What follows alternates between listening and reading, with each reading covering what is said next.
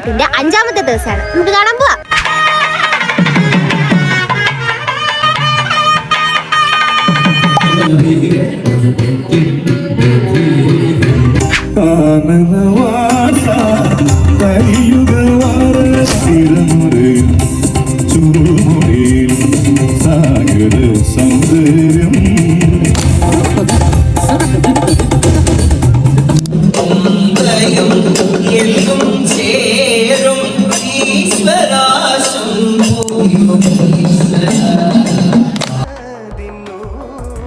സംഗീത സദസ്സും ഗന്ധർവ സംഗീതവും ആയിരുന്നു ഇന്നുണ്ടായിരുന്നത്.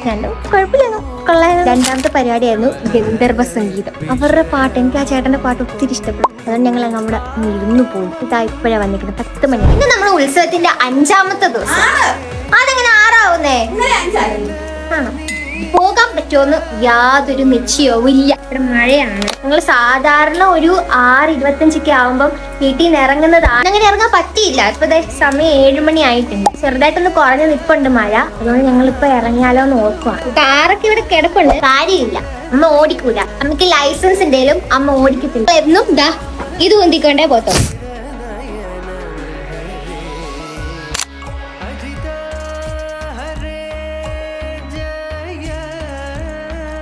ഇവിടെ വന്ന് ഞങ്ങൾ വന്നപ്പോഴത്തേക്കും മഴയൊക്കെ പോയി കേട്ടോ. അതുകൊണ്ട് ഞങ്ങൾക്ക് തൊഴാൻ പറ്റി. ഭഗവാൻ കാപ്പു.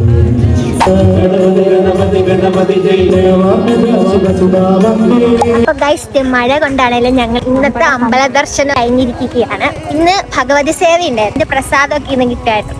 ഉണ്ണിയപ്പൊക്കെ ഉണ്ടായിരുന്നു. അപ്പൊ അതൊക്കെ വാങ്ങിച്ചോണ്ട് വന്നിട്ടുണ്ട്. ഇന്ന് അവിടുത്തെ പരിപാടി എന്ന് പറയുന്നത് അമൃതാനന്ദമൻ പറഞ്ഞേ അമൃതാനന്ദമയി അമ്മയുടെ മഠത്തിന്ന് വന്ന സ്വാമിനിയുടെ ഭജനയായിരുന്നു. ഇന്ന് അവരുടെ ഭജനയായിരുന്നു. നിങ്ങൾ കുറച്ച് നാക്ക് പഠിക്കത്തില്ല. ഞാൻ എന്റെ വാക്കൊക്കെ ഞാൻ പഠിക്കാറില്ല. ഈഗോ കയറി ഗൈസ്.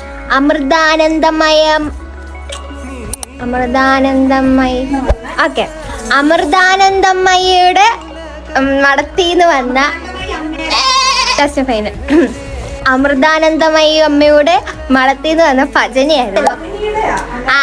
സ്വാമിനിയുടെ ഭജനയായിരുന്നു. അത്രേ ഉള്ളൂ ഇന്ന് നടന്നു.